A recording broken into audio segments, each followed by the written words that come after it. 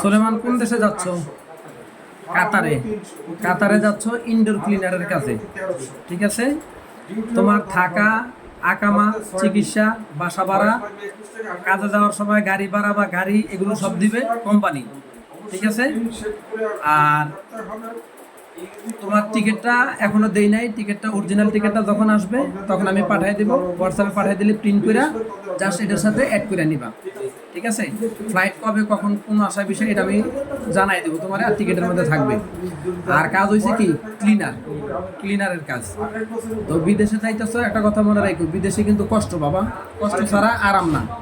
বিদেশ মানেই হলো কষ্ট, কষ্ট করলে ক্লেষ্ট মিলে নাকি, এটা মাথায় রাখবা। আর সবার সাথে মিলামিশা থাকবা, কারোর সাথে ঝগড়াঝাটি করবা না। কোনো সময় কোনো ঝামেলা হলে, সমস্যা হলে সবার আগে কারে জানাবা? আমারে জানাবা, আমি সমস্যার সমাধান করবো। বাড়িতে জানালে তোমার মার একটা বলা, মাই চিন্তা করবো, বাবাই চিন্তা করবো, কথা বুঝো নাই? আগে আমারে জানাবা সমস্যা হলে, যে কাকে আমার এই সমস্যা হচ্ছে, ঠিক আছে?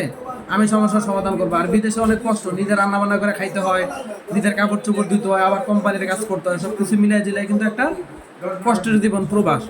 তবে প্রবাসটা বুদ্ধি খাটায় চলবা, মাথা খাটায় চললে প্রবাস সফল হবে, সার্থক হবে, জীবনে কিছু করতে পারবা, ঠিক আছে?